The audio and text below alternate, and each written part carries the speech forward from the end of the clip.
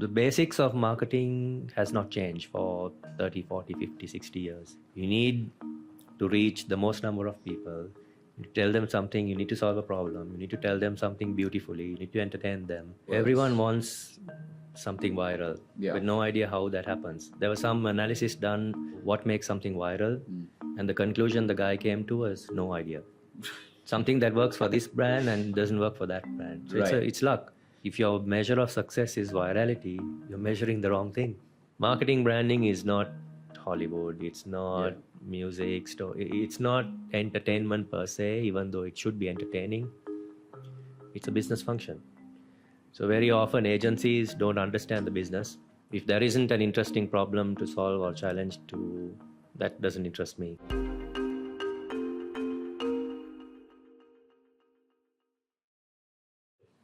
Hello and welcome back to yet another episode of the Learning Curve podcast by Snap Global, coming to you from Liquid Spaces at One Golf Face Tower. In today's episode, we have with us marketer and brand builder, Mr. Aneek Ahmed. Welcome to the show, Aneek. Thank you. Thank you for having me. All right. I guess let's get directly into the questions. Let's start a bit about getting into your journey as a marketer and brand builder. Journey has been quite, what would I say? Extensive, interesting, and so it's been 28 years. Right. So I started when I was 19, just out of school, in agency, on the agency side, and lived across 8 countries, done quite a few things across different categories and brands and functions, and finally I'm on my own. Right. Running something I believe is necessary for the industry, and which I'm also happy to do, that I enjoy doing. So, right. Yep. Speaking to you about what made you kind of pick marketing as kind of your niche, like your go-to. Like, was there like a taking it back to like when you were just getting out of school or just in school even? Was there a defining memory or a moment where you were like, this is what I want to do? In school, though, I wanted to be in engineering. Okay. And then things happened, and then I fell into the commerce stream. After my A-levels, my mom knew someone who had an agency. Right. Who owned an agency, and I was doing nothing, and she said, why don't you just go work for this person? Right. So that's how I got into the agency kind of industry on the agency side, and I probably outgrew it when I left Sri Lanka in 2008. When I felt I probably outgrew potential. Right. And always wanted to push myself across. Like, I worked for multiple agencies also in Sri Lanka, and always felt like I had to move on when I felt that I was not learning or not growing or not pushing myself. Right. Like you've hit a certain threshold. Always. Right. And even after leaving Sri Lanka, like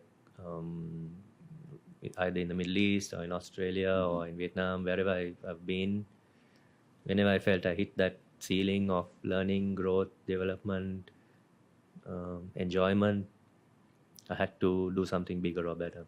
Right. So those are the challenges that kind of push me to grow. I mean, if you, we always say the big fish in a small pond and all that stuff, but always look for bigger ponds. Right. It's been the MO for myself on even right now with clients. Whatever clients we take on, we always ask, so what is your challenge? Do you have really a big problem that you need to solve? There's so many clients that kind of ask us to be involved, but they don't really have any problem to solve that isn't interesting for us to get involved and kind of diagnose and help with. Right. So it's just also a personal thing of, what's the word, like looking for problems. Right. Yeah. To solve. If there isn't an interesting problem to solve or challenge to, that doesn't interest me. Right. So that's a long answer to what has been my worldview to approaching things. So someone once said, I had a boss 10 years ago. Right. He said, you're always an improvement specialist. Okay. Looking at my wife hates me for that, because being like constructively discontent is a good thing. Yeah. So that's something that drives me Right. and drives us. Fair enough. In terms of challenges, as someone who strategizes in storytelling, what would you say is the biggest challenge in guiding brands to kind of telling compelling stories that helps them reach their target market successfully? So a big challenge now for us across markets is capabilities. When I say capabilities, it also means things like patience, Right. not getting bored with things that have worked, not being impatient, needing to change things. That marketers have this thing of wanting to change things so fast. Like, what's the next campaign? Right. What's the next brief? Like, what's the next thing? Sometimes you don't need to do too much or do too many new things. So that's an issue, I think, capabilities and patience. But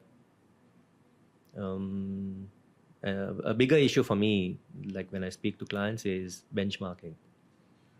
Like one of the first conversation we'd like to have with clients is, okay, tell us what works. Tell us what does not work, data-wise. What, like, not subjective opinion, but I don't like this or that. And very rarely do clients know what works and does not, because they don't measure. Right. They don't spend enough time and budgets or effort, I guess, into knowing what has worked and what they should keep, Kind so of building on. So benchmarking, I think, is important before doing anything new. So that's been a challenge.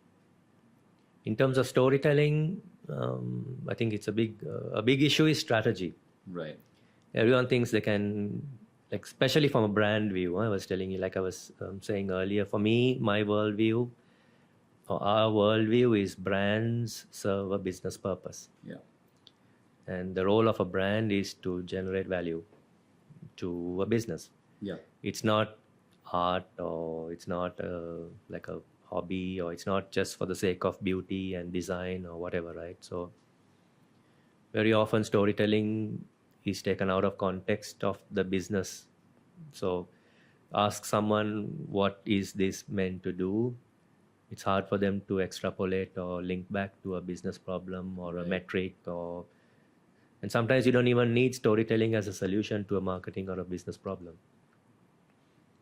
I think it's that siloed, what's the word? The siloed kind of segmentation of marketing, advertising, that it's not integrated well enough to work together. Right. So a lot of client teams have a creative person separately, a brand person separately, a media person separately. And that's the days of WPP or whatever, where they kind of split agencies and split functions, right? So they've all different companies and different even departments. That's thankfully changing, where it's coming back together. But Yeah. I think that's a big problem. Siloed thinking, benchmarking, Right.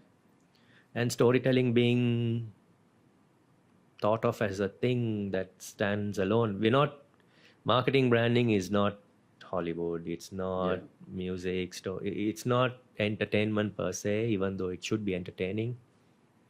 It's a business function. So very often agencies don't understand the business. Right. So things out of context.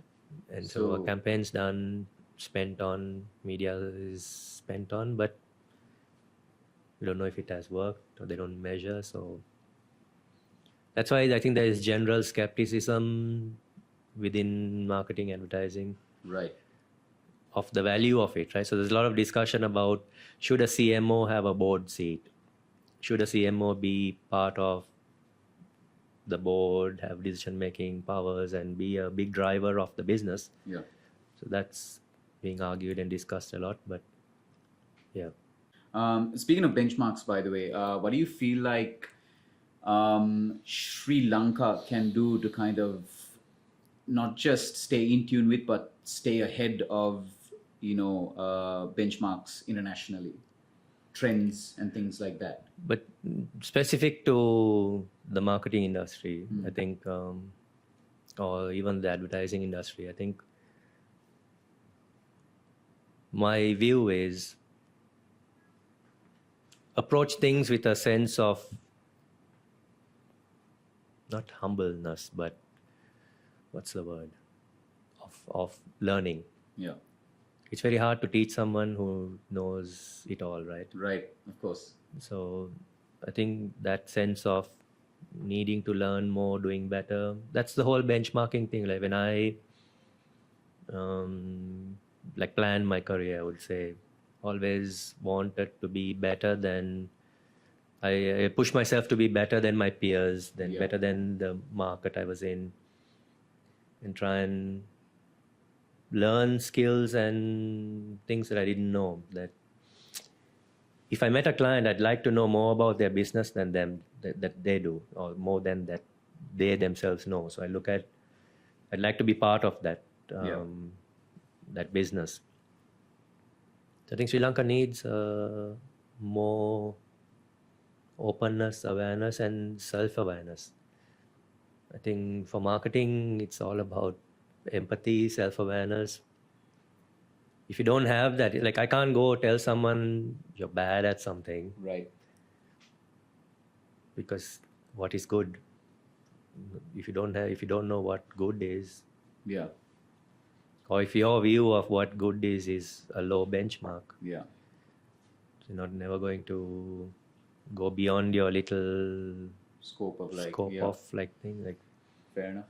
Fair enough. so I think push themselves. I know quite a few of my peers or colleagues in agency in Sri Lanka. They've gone overseas, worked for global agencies in various Yeah. markets like Thailand, Vietnam, wherever.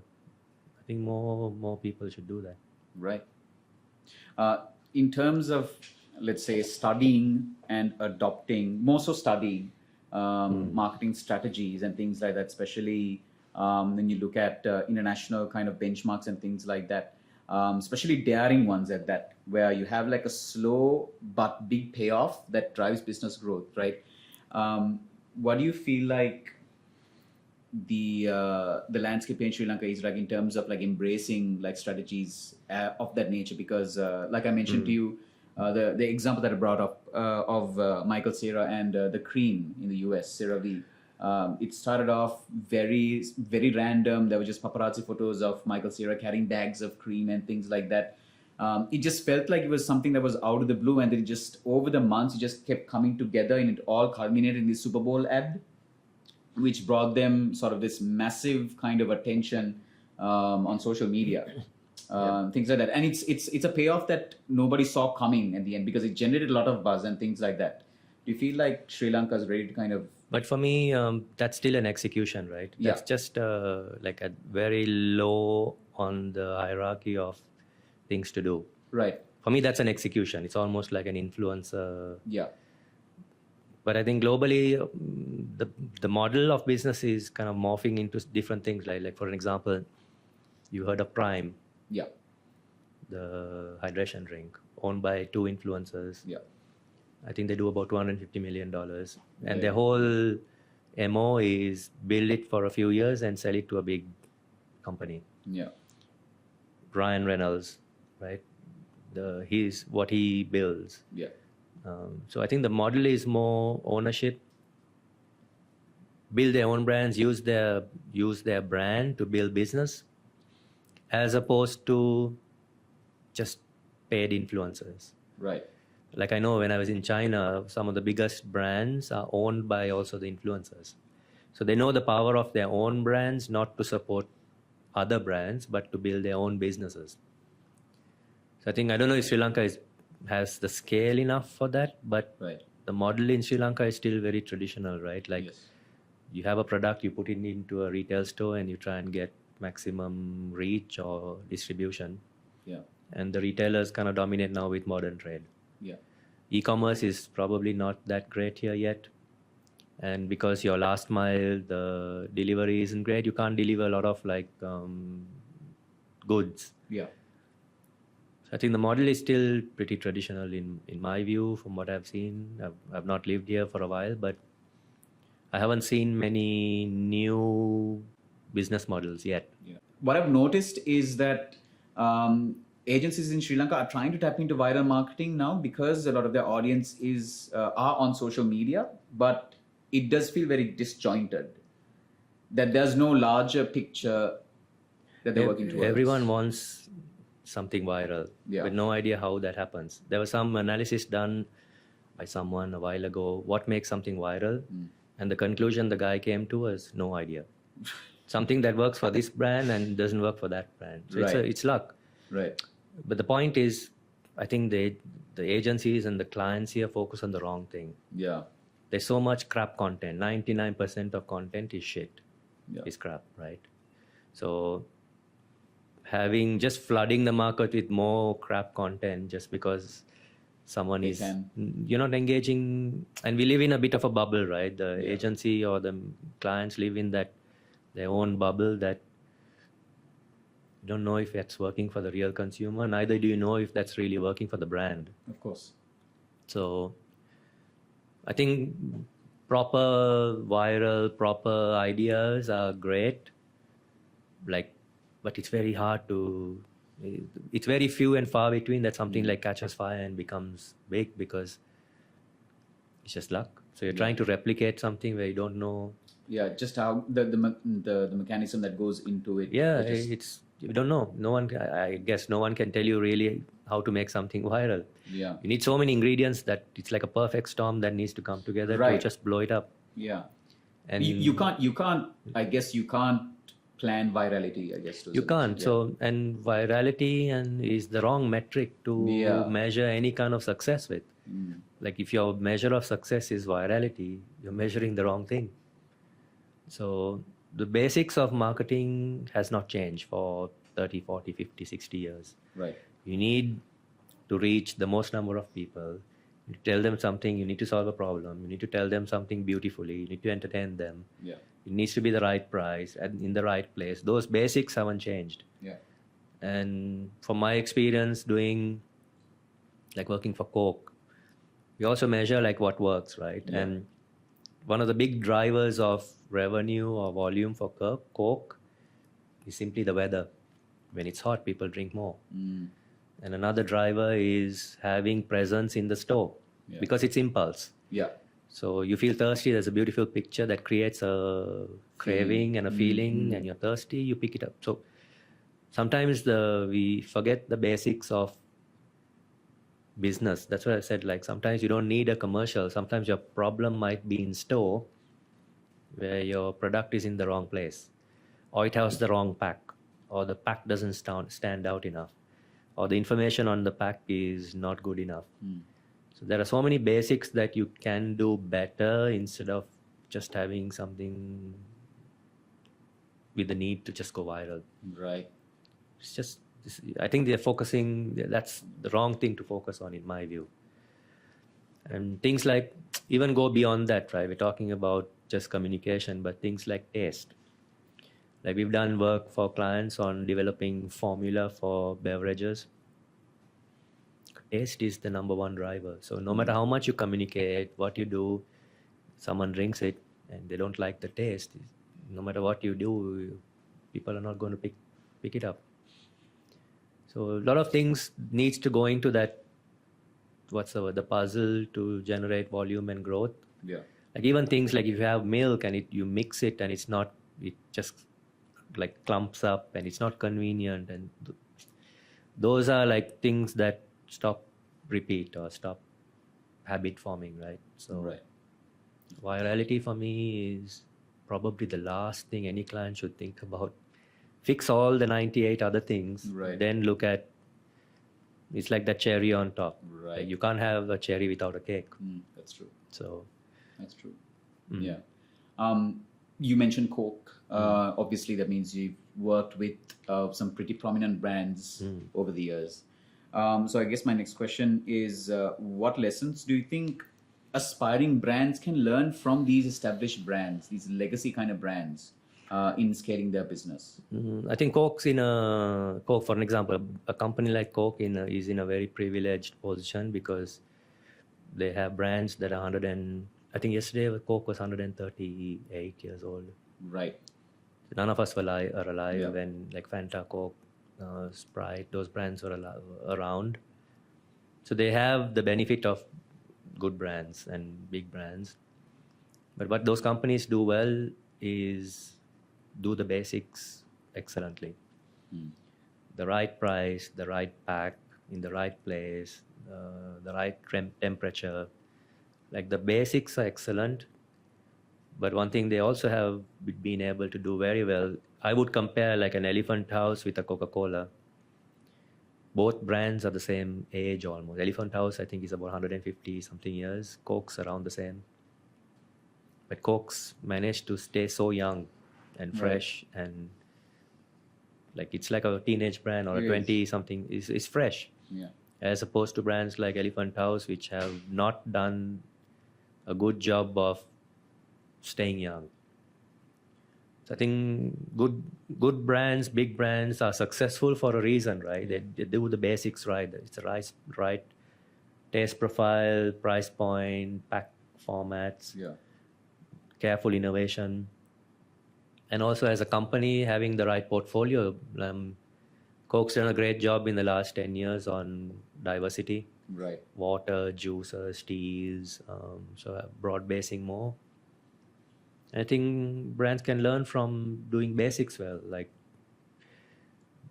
in Coke, there was a thing where it said you don't advertise if you don't get your commercial stuff right. Because if you don't have the on ground things done correctly, then there's no need to create any need or desire. And they focus on the right things. So, having said that, Coke is also, they also have their weaknesses, right? So they're good at scaling bigger brands, not so good at niche brands. Right. Because their whole system is designed for reach, mass market. But yeah, and the discipline of staying on brand, knowing what your brand is, knowing where not to deviate. Like a Fanta is a Fanta. Yeah. A Fanta will never look like a Sprite. Yeah. Or a Coke will never look like something else, like a Thumbs Up. Something like that, yeah. Even like a Pepsi. Right. When you look at Coke and Pepsi, you know they're completely unique in their identities. I think, and of course, a good thing about companies like Coke is the resourcing of marketing. It's a marketing company, so they know the strengths they need to, the roles they need to fill in to support the business. Right. A lot of startup brands, I've worked on a lot of startup brands where the CEO does the marketing. The CEO is an engineer, a tech guy, or a product guy, or a manufacturing guy. He tries to do the marketing. He doesn't understand really how marketing works, doesn't understand brand. So they need the right people, resourcing. If your business is reliant on marketing, you need to resource that function. It's as simple as that. Right. So, yeah. And just a little point on setting expectations. Not every brand is a Coke. Yeah. Don't try and be a Coke if you don't have that scale. Everyone looks at Coke as a case study. What are the case studies we talk about? Right? There's Coke, there's Apple, there's Patagonia. There are some, but sometimes those examples are completely irrelevant to smaller brands which don't have the money. So learn from them, but figure out your own niche and your own style and your own, but basics haven't changed. Yeah. Violate the basics at your risk, and brand managers leave in 2 or 3 years. So brand managers come in, they want to change things, they do their own thing, they quit, they leave. Yeah, that just leaves the product lost. Yeah, so the whims of brand managers working at like short-term contracts or short-term is a detriment to brands. So what we do is we do blueprints, like brand books that what we try and tell clients is before you do any execution, you need to know what you are, what you stand for, what are your values, how do you speak, what your personality is. Be authentic, be unique, not unique, be authentic, credible, and relevant. Those are the three things we try and emphasize on. But Yeah. it's not always easy, should I say. For sure. Yeah. I guess my next question, Aneek, would be what can, and this links back to your previous answer, and that is, what can the advertising industry in Sri Lanka do to kind of empower and encourage things like design intelligence, things like good art direction, and things like that, because these are the things I feel like really matter, but I feel like we are quite behind in. I think my view is that advertising, not just in Sri Lanka, but in any market, needs to be more integrated into the business. Right. And if agencies can't bridge that little overlap between the client's business and the need for communication, it's not going to work. Yeah. So that's why these big consultancies like Accenture and all these big guys are acquiring agencies, because consultancies are plugging in agency. It's like three things are happening, right? There are these big clients who usually used to hire consultancies like an Accenture, McKinsey, Bain, whatever, right? These consultancies realized they don't have the marketing capabilities or the execution capabilities. So these guys went out and started acquiring creative agencies and added on that as a service to the consultancy model. And then they went to clients. So I think agencies need to understand the client's business more, the drivers better. Communication is not a solution not always the solution to a business issue. Right. So agencies need to, I feel, play a larger role in the client's business. I think that's very essential before solving communication problems. And I don't know if there are skills. If there aren't skills, they need to acquire better skills to usually what happens is clients hire agency people and make them brand managers. Right. But I think it should also be the other way around, where agencies hire brand managers and make them like custodians of not just communication, but on overall brand. Right. They need to understand conjoint research, pricing, distribution, production, supply chain. So I think that's where agencies probably can step up more now. I guess, Aneek, that brings us to my final question to you. And that is, you might have kind of observed this, that AI is quickly now becoming a very big component of the creative industry. And of course, that means, marketing as well. And what do you think is the role that AI is playing right now in the marketing industry, and what role it should be playing in the marketing industry? I think there's a lot of development right now in all the language models, right? They're trying to teach language models to do bigger things than just content. So I think we don't really have a good case study yet on like strategy yet, but technology is here to stay, right? Yeah. So I think strategy, idea, execution all need to go in hand to deliver something. Yeah. AI, I don't know, 5 years ago we talked about virtual reality, augmented reality. Previously there was something else. Yeah. So I think the level of acceleration is pretty high, which is fair. But clients jumping onto AI to do content because it saves money is the wrong approach. Is the wrong approach, because it happens at the execution phase a lot. I've observed. And clients will do that, I think, which is fine. But using AI to save money for me is not the right thing to do. But AI has its role. Like just before I came to Sri Lanka, I'm working on a client where we needed to develop some test stimulus. We were going into consumer testing, and we had like 3-4 days to do some stimulus for testing. Right.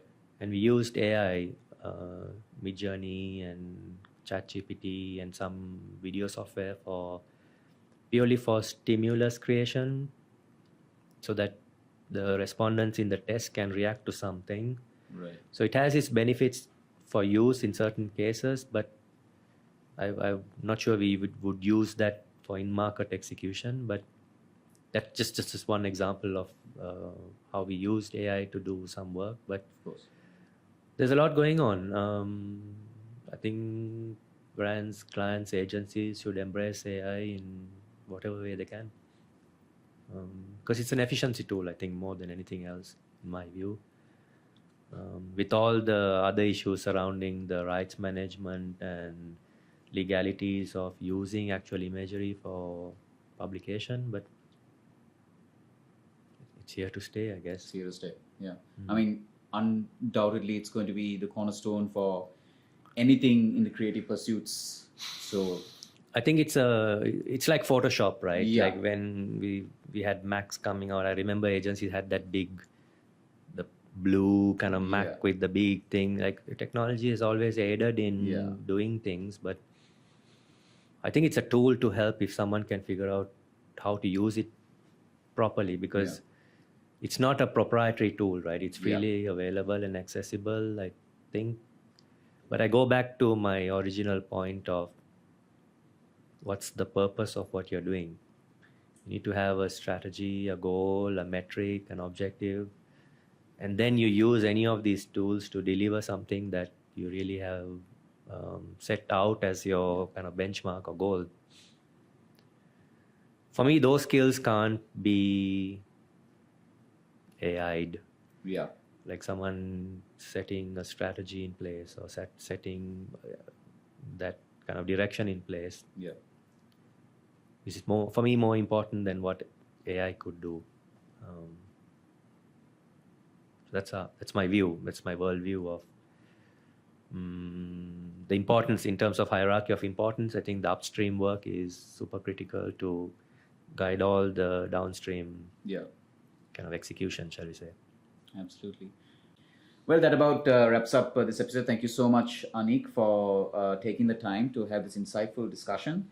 And of course, thank you to our location partner, Liquid Spaces at One Golf Ace Tower. Make sure you catch our future episodes on all major podcast platforms and of course on YouTube. Make sure you follow Snapark on YouTube as well. You can also follow Aneek on his LinkedIn profile and the Outwit Company on their website, theoutwitcompany.com, right? Yep, outwitcompany.com. Awesome, fantastic. And with that, that's it for this episode, and I will catch you on the next.